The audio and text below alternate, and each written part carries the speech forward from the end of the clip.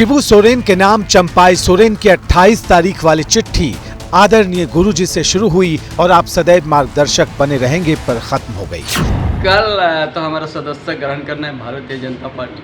कल के बाद में जो हमको जो जिम्मा देंगे बस उसी जिम्मा को निभाएंगे। इसी के साथ चंपाई सोरेन का झारखंड मुक्ति मोर्चा से दशकों पुराना साथ एक ऐसे मोड़ पर आकर खत्म हुआ जहां अब जासूसी और हनी ट्रैप वाले इल्जामों के धमाके हो रहे हैं। अभी उस व्यक्ति के ऊपर जासूसी कर रहे हैं हेमंत सोरेन के वो पिता तुल्य है और उन्हीं की सरकार में उनके साथ कैबिनेट के मंत्री, उनके ऊपर उनको भरोसा नहीं है। और हम जानकारी तो यहाँ तक मिल रही है कि हनी ट्रैप की भी कोई तैयारी थी। इस प्रकार से सरकार के जो खुफिया विभाग के लोग होते हैं वो अपने स्तर से इस बात को पता करते रहते हैं कि हमारे जो मंत्री हैं वो कहीं ट्रैप में तो नहीं फंस गए हैं, कहीं मुश्किल में तो नहीं है। उसकी जानकारी रखना उनका काम है।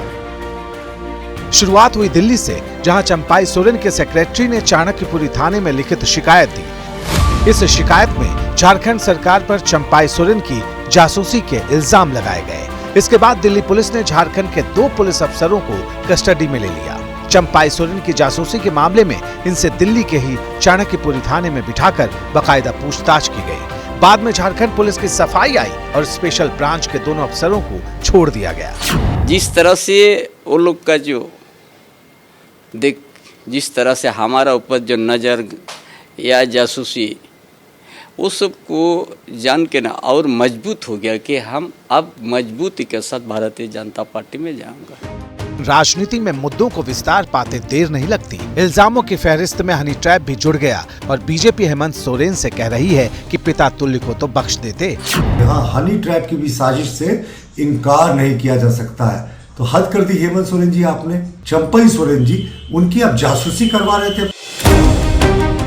इल्जाम संगीन थे। जवाब देने के लिए सामने आई झारखंड मुक्ति मोर्चा ने दलील दी कि पुलिस वाले चंपाई की जासूसी नहीं कर रहे थे, सिक्योरिटी दे रहे थे। सुरक्षा के दृष्टिकोण से 2 पदाधिकारियों को भेजा गया था, तो इसमें कहीं कोई छुपाने वाली बात भी नहीं है। भारतीय जनता पार्टी बहुत गंदी राजनीति कर रही है। एक तो राज्य सरकार के मंत्री को ट्रैप करके इधर उधर लेकर घूम रही है। दूसरा, उल्टे राज्य सरकार पे आरोप लगाती है कि हनी ट्रैप का मामला था।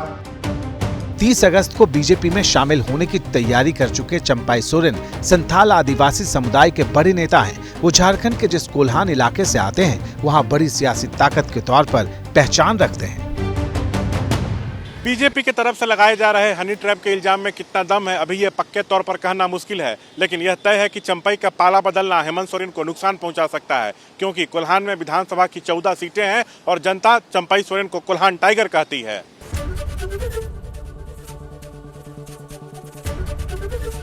एबीपी गंगा, खबर आपकी, जुबान आपकी।